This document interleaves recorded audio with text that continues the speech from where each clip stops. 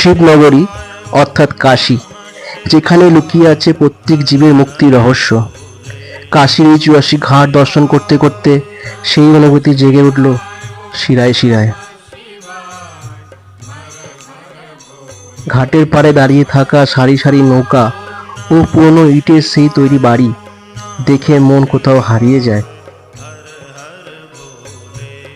কাশীধামের এই পশ্চিম পাড়টি হলো বেদকাশী।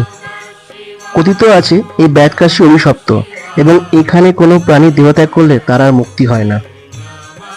এই দিকে গঙ্গা পূর্ব তীরে তৈরি করা সেকালে রাজা মহারাজাদের রাজপ্রাসাদ আজও লক্ষ্য করা যায়।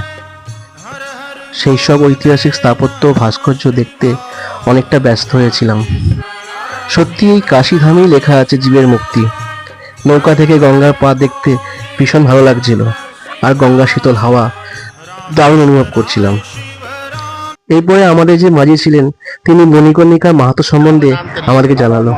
काशी का महाशमशान घाट, मणिकर्णिका घाट, यहाँ माता पार्वती कुंड है। माता पार्वती जी रोज स्नान करती थी। एक दिन उनके कान का कुंडल गिर गया, उन्होंने बहुत ढूंढा, नहीं मिला। भगवान शिव जी ढूंढने गए, उनके बीच का मणि गिर गया।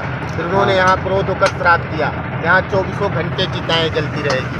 इसलिए यहाँ 24 घंटे चिताएं जलती है, कभी आग बुझता नहीं। और इस घाट का नाम रखा गया मणि 24 घंटे 24 hour time, every day 500 600 dead body fire.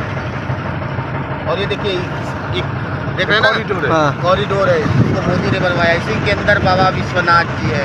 बोलिए बाबा विश्वनाथ की जय।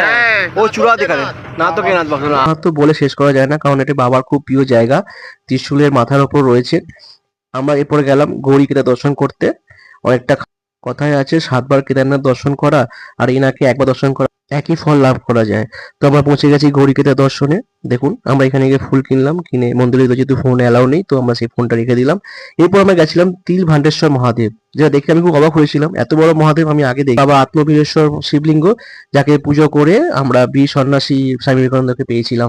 তো বন্ধুরা, ভিডিওটা ভালো লাগলে লাইক করবেন, শেয়ার করবেন। হর হর মহাদেব।